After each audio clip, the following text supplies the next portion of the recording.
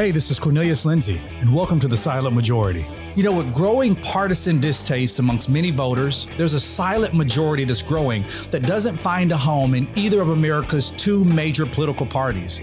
People don't know how to identify themselves, and a large number of people are simply not voting. Of all the voters, many people are just unsatisfied with either the candidates or the system. This silent majority is growing, and we have something to say. Welcome to the Silent Majority. Hey everybody, welcome to another episode of Silent Majority. This is Cornelius Lindsey. I am really excited today. I'm having an opportunity to interview a contender for the presidency of the United States of America. You know, I've talked to you many times about these two-party systems and how there are so many other options that are out there, but we don't know that because in our country we have a two main party system. Typically you hear about the third with the Green Party, you hear about the Constitution Party and all those different things, but there's so many other candidates that are out there and people have to understand there are more options. And so I'm really excited today. I have Miss Jade Simmons. She's going to be joining me here in just a couple seconds. I want to say to you, really hone in to the information. I'm really looking forward to having a great conversation about policy, a great conversation about vision for the future. I'm really excited about this. Also, be sure to make sure that we're going to give. I'm going to have Ms. Simmons to give you information about where you can go to her website, check out her policy, and also to donate to her campaign. Running a campaign is not an easy thing. So whenever you find out that people are running, it's always important, especially when you can get behind their messaging and you can see their vision. When you can see it, make sure that you donate to it and you always give to the value of what you receive from it. So I pray you get some value out of this. And I pray that this really helps you. Ms. Simmons, are you there with me? I'm here. Thank you so much for having me. Good. Well, I'm really glad to have you here. I'm going to jump right into this with some questions so that we can really introduce you to my audience. My first question here, Ms. Simmons, is with hundreds of individuals seeking the office of the United States presidency in 2020, you know, most notably Donald Trump, Joe Biden, Joe Jorgensen, Howie, what is his name? Howie Hawkins. Let me ask you this question: what prompted you to enter this race? Why now? You know, it's a discussion I've been having with my family for quite a few years now, and to be honest, we thought the goalpost was a lot farther away. We were looking at a much later date in time. But you know how it is when you start making these plans and you realize that what's happening in society is not lining up with your timeline. And sometimes things are better done sooner than later. And there were a couple of things that were on my heart mainly. One was the state of race relations and the spirit of division that I felt was permeating the country, period, for the last 4 to 5 years. My concern was that division was going to begin to trickle down from politics and permeate our churches, our homes, our businesses, and even us as individuals. My other concern was the economy. I was really wondering how much more disparity were we going to build in between people who were able to make their way and others who just did not have the same access to opportunity. I didn't know George Floyd was going to do what it did. I didn't know COVID was going to do what it did. So those things were confirmation for me after deciding to run in January. So we've been running for the last 10 months now, and the things that have been going on around us have confirmed that it's indeed time for a new lane of leadership and for this silent majority that you're so familiar with to begin to rise up. Yeah. So let me ask you this question: what is it that ultimately distinguishes you from other candidates? I think it's the type of leadership that I'm looking to bring. People keep saying, "What does it feel like you'd be the first African American female president in history?" And it's funny, I haven't even had time to really dwell on that historical nugget there. What's really been my passion is, can I become the first true independent servant leader of the nation who does whatever she can, who builds a coalition, an administration that is I say heaven bent on serving as many people as possible? Can you have someone who's proud to be a president for all, but unapologetic to also be a champion for underserved, historically underserved communities, for groups that often go ignored or slighted, whether that's we're talking about African Americans, Native Americans, immigrants, or small business owners, farmers, young people? Can we now get specific about serving? And that's what excites me the most about leaning into this void where leadership is concerned. Okay. And I guess kind of going further with that question, why independent? I think that's the only way you can do it now. I think we've seen what politics has done to society. We couldn't even handle COVID-19 without politicizing it. We couldn't even handle racial unrest without politicizing it. And we've done a detriment to the fabric of our society because of it. So I think we now need leadership. What we declare and determine to do is lead in a sense where people will finally know that they have priority over politics, over profit, over personal agenda. To run on either party ticket, which, by the way, I have been approached by both sides before, to do that would put us back in the same situation we're in every 4 years. So you have to wonder whose side the president is on. Presidents shouldn't have a side. Our first president had no political affiliation. I think that's what we must return to. Not a president who's patted on the back of being able to work across the aisle, but one who actually lives in the aisle. And his only mission and agenda is to serve as many people possible. Well, okay. Well, let's jump into policy here, if you don't mind. Yeah. And I've gone, like I said, I've gone through your information. I've watched your videos, really read through your policy, and some of the things really stuck out to me. So let me ask you this one. The first one, in terms of being pro-human, as you put it, in terms of being pro-human, you've managed to group a very sensitive topic of abortion with immigration, education, mental health awareness, etc. Let me ask you this question. Are all of those issues for you, are they related? And if so, how will your policy help to decrease their upward trend? Yeah, our policy is people powered. So I don't have to be shy about it. It's pretty obvious in everything that we've released. I'm an outspoken believer. I'm a follower of Christ.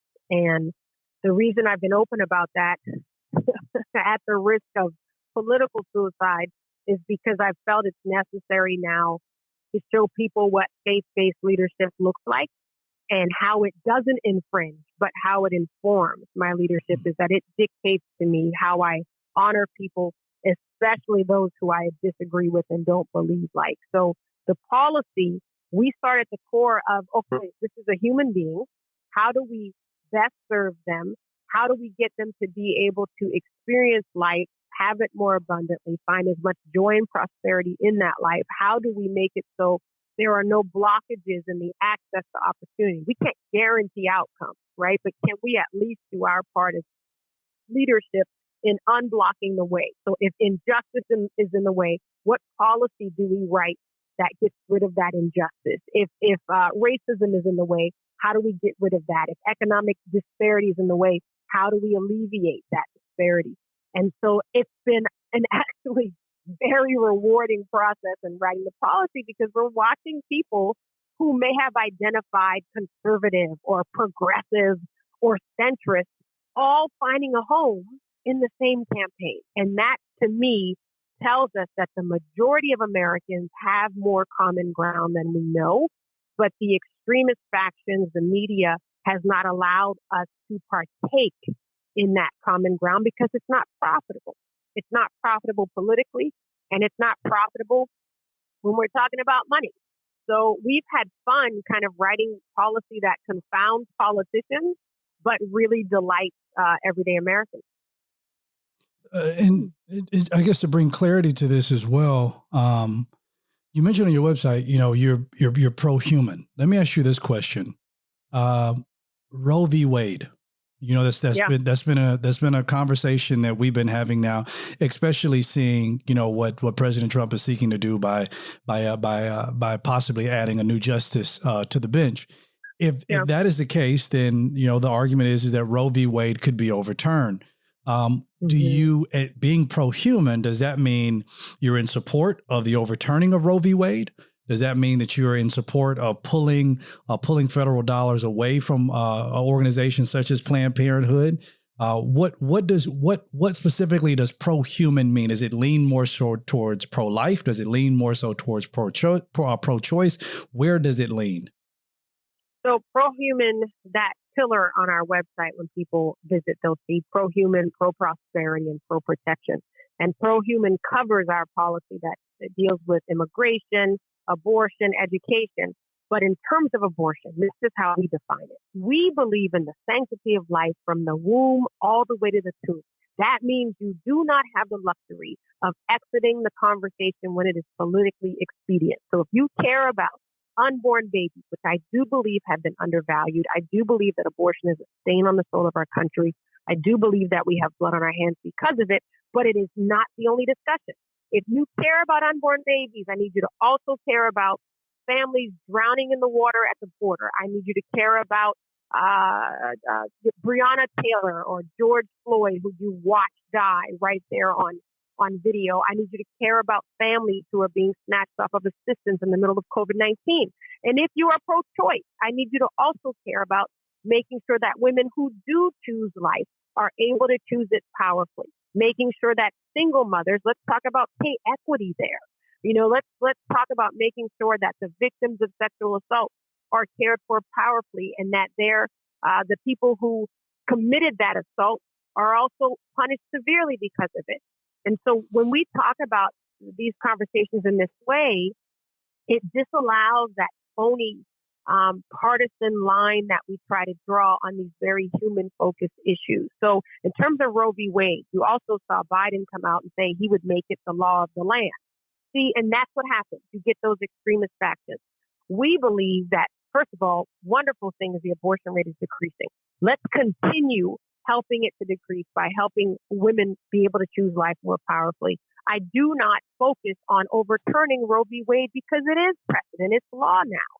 And God himself gave us the right to choose for better and for worse. So my focus is, can we make an atmosphere and a climate and situations and circumstances so that women, families, by the way, can begin to choose life and choose it more abundantly, not out of force, but can it now become our mode of operation?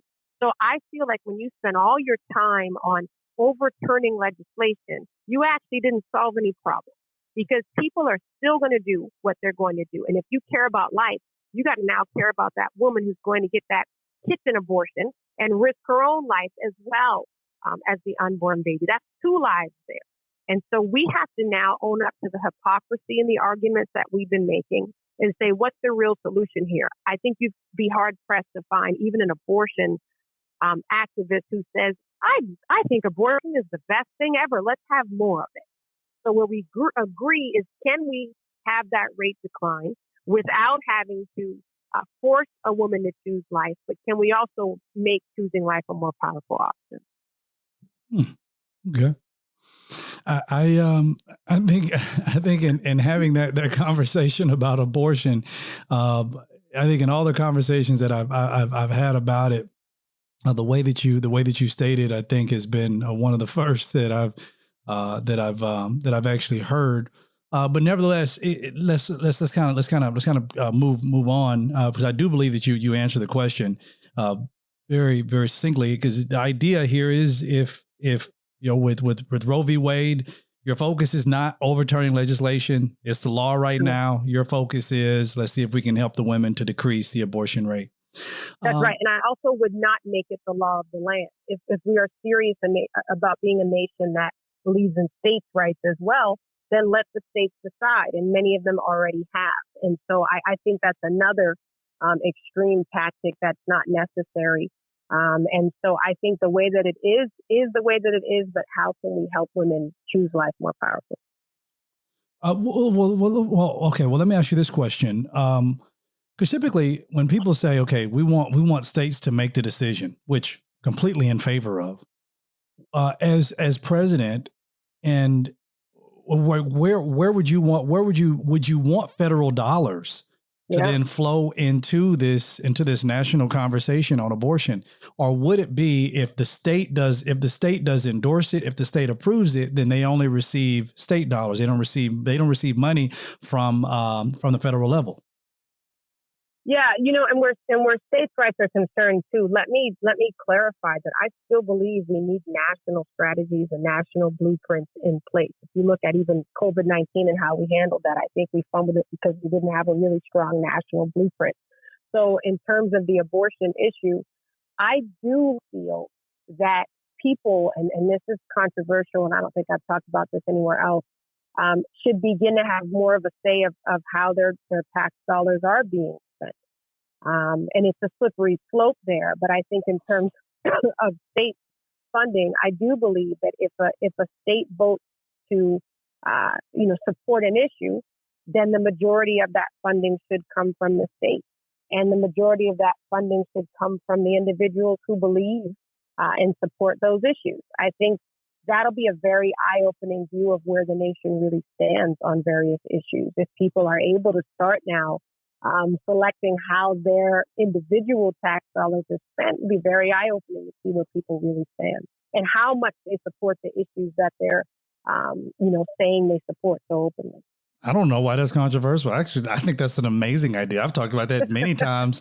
I'm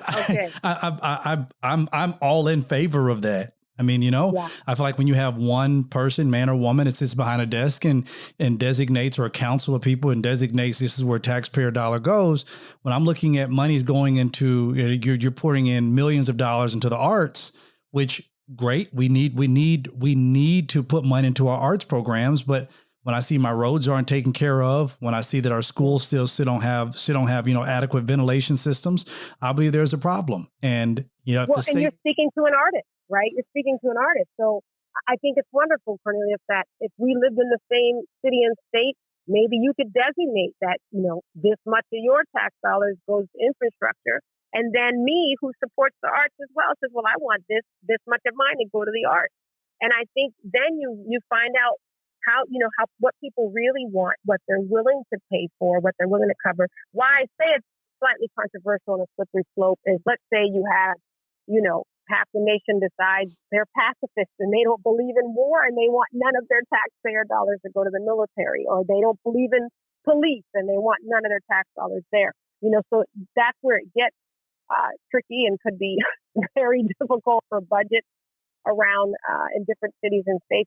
But I think these are the conversations we at least need to be entertaining now to find out where people really stand and what's really important to them. I absolutely agree. Okay, well let's move on to the next question. You're proposing to raise the minimum wage to $10 immediately if elected president of the United States of America, and then $15. I believe that was by 2024. 2022, actually. 2022. So upon winning, you would then raise the minimum wage $10 immediately, and then $15 to 2022. Mm-hmm. Here is a question that typically comes up in the midst of conversation. I know that I have with many of my colleagues. Do you believe that raising the minimum wage works more for the employee, but does not necessarily benefit the small business? But does not necessarily benefit the small business employer? No, I think we have to stop using those handicaps to stop these arguments that are these movements that are so important. I'm a small business owner. In Texas, we're still at $7.25 an hour. That's the same minimum wage it's been since 2009. Mind you, and I know your audience, I'm preaching to the choir here, we've had a Republican and a Democratic administration, and that minimum wage has not changed. Mm-hmm. They've been saying they're going to take it up to $15 for I don't know how many years. That's why I say let's go ahead all the way up to 18. Here I am in Texas, $7.25 is our minimum wage. That's all I got to pay. For my company, we pay $18 an hour. That's our minimum wage. Small businesses now are going to have to be the ones setting the standard for how we do business in our nation. And it is a stretch. That's why you balance that stretch by also serving small businesses. I believe there needs to be more government contracts earmarked to small businesses, especially those engaged in doing environmental good, social good. I do believe you have to earmark specifically for minority-owned business, Black-owned business, women-owned business, veteran-owned business, you name it. We have to start serving our small businesses. Another way to help our small businesses, those incredible tax cuts that Donald Trump put in place, they did well for lots of small businesses, but many people don't know they're set to expire in 2025. Yet the tax breaks he put in place for corporations are permanent. So there's all these other ways that we ding small businesses, like we totally threw them over in the stimulus package. Opportunism won the day in that first stimulus package. Like many small businesses, mine was left out in the cold for quite some time before that money came our way to help with payroll. And what did we do? We sliced my salary first, and we sliced my salary by the largest percentage. This is a season of sacrifice, but I think there's some ways to build in support for small businesses. One is that with the minimum wage, I believe that for small businesses, we should have a tiered approach to it. Many of them are hiring people who don't have experience, high schoolers who've never worked before. I believe we should have a gradual increase to the minimum wage, an allowance, a tiered system that we allow small business owners to put in place. But corporations, they can handle it for sure. So I think there's balance in all of these discussions. And instead, what we see is, one side will say raise minimum wage, the others say, no, that's awful for business owners. And the discussion goes no further. And Americans are still left paying their bills on $7.25 an hour. Okay. No, okay. Well, let's. Because I was going to go to the next question, but I want to, if you don't mind, I want to kind of dig deeper into this one. Sure. So for the small business owner, it says, okay, I know it in Texas. It says right now the minimum wage is $7.25. Okay, it's going to get raised to $10, which what you're proposing is a nationwide mandate, immediate mandate of $10. That's right. That money is going to then come out of the budget from that small business owner. When it comes out of that budget, I mean, if the small business owner was already struggling to begin with, then does it do well for the small business then at the time to go ahead and start paying the $10? Not saying that I'm against the $10, but I heard you mention before the earmarks, everything else is going to help the small business. So my question is this. Is it, do you believe in having the mandate without the support, or what you're proposing is the support and the mandate coming together? I think it has to go together. That's what I mean by the balance. So imagine this, the $10 happens. That's the new federal minimum wage. Immediately, 16 different states are going to see an increase in their minimum wage. That's going to be a huge boon in the economy for those workers. Now, how do you balance that? That's where you can consider that immediate looks a little bit different for small businesses, right? That they have that tiered system. They have a time frame that they get to work up to that $10 minimum. Whereas corporations or organizations making over a certain amount of revenue a year have that harder instant increase. You also have to remember it'll be a new administration. So our next stimulus package, which we will have to have, when I know the president's saying just wait until he gets reelected, he'll have one. And he said it will focus on small businesses. Why is he saying that? Because everybody knows that the first stimulus did not do what it was supposed to do. So our stimulus package would see that focus. And guess what? A part of that money is coming for specifically to help with payroll increase.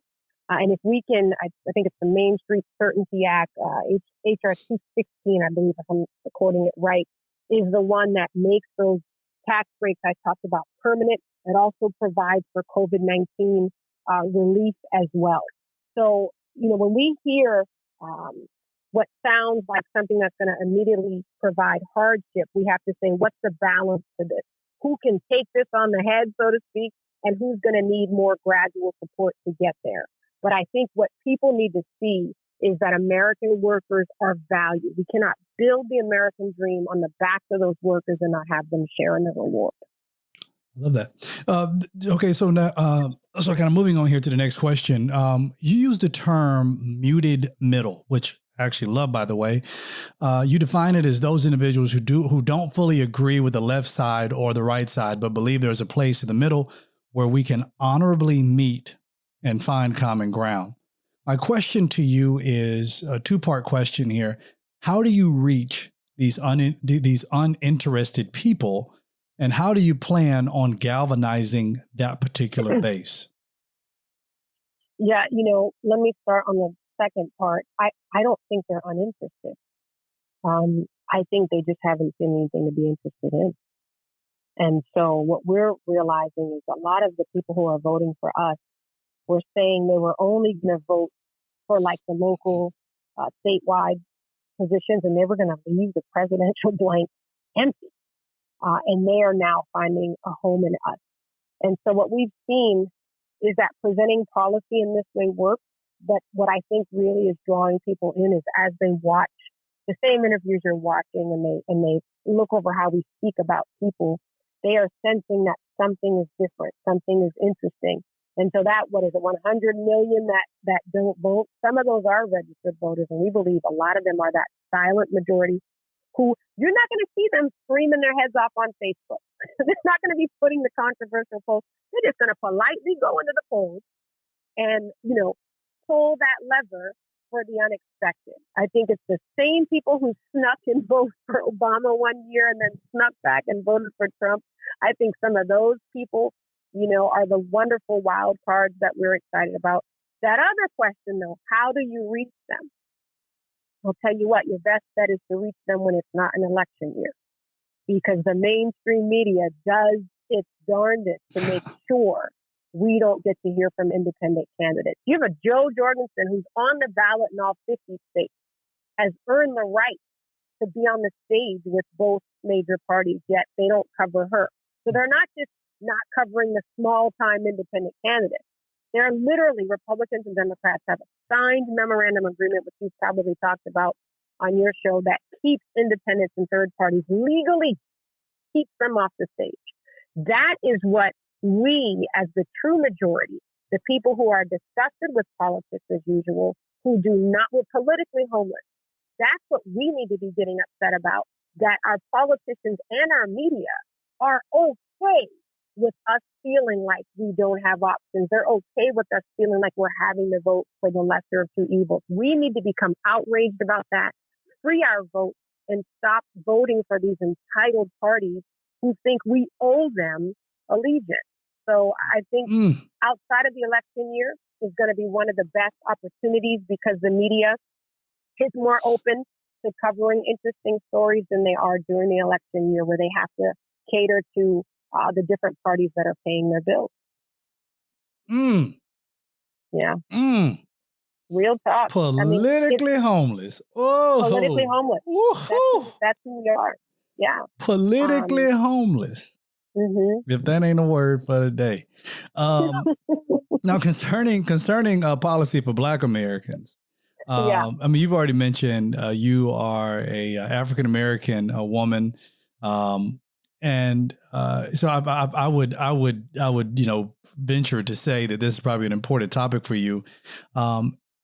Concerning policy for Black Americans, is your answer building a new infrastructure in the place of what is what we refer to as systematic racism? I think we have to do a little bit of everything. My father was a civil rights activist, and he always said, we gotta run faster, jump higher, just to be considered equal. So I've always been aware of inequality, but I've also been blessed to understand the power of belief, the power of creativity, and the power of hard work. But I'm also smart enough to know that those three things alone does not equality make. And so one of the things that I always say is, I'm excited to get to be a champion for the underserved. I am African American, I am female, but that does not disallow me to serve people who are not. It does, though, obligate me to consider the differences in the way that people who look like me and who live like me or have not lived like me have suffered. And so I do believe you have to build in new parts of an infrastructure. Some of it most of it will not be able to be dismantled in its entirety. But I do believe now we get to go back and build in new rungs on the ladder that currently exists. I also believe, especially in the Black community, that the Black community is going to have to start building its own stuff. It's going to have to build its own schools, build its own banks. And that's the way that you're going to get to true equality and balance. You know, I believe that history curriculum must be reformed in our schools. But the amount of time it's going to take to do that, you might as well open up a school in a Black community that has an emphasis on what actual African-American, African history is. You're going to see quicker progress that way. I do believe that corporations should consider investing 2% of their revenue in the Black community. Meanwhile, I encourage Black people to pool their own wealth, to create their own business infrastructure. You see, so this season we're in right here, Cornelius, is an and season. It's not an or season. And I believe in order to make up for lost time, to make up for 400 years of injustice, you're going to have to put all the options on the table. So what's the president going to do? We know that just electing the president doesn't magically change people's lives overnight at the local level. What it will wonderfully change overnight is you get a new atmosphere that is shifted to a position that aids and supports the progress that needs to happen on all levels. You don't need an instigator in chief. You also don't need an absentee in chief. And it's not enough to get one man out and put something inadequate in. This season is too important to do that, to do the same old thing we've always done. I believe this is the time. People say, you're playing games. This is a crucial year. Because it's a crucial year, we've got to do something crucially different.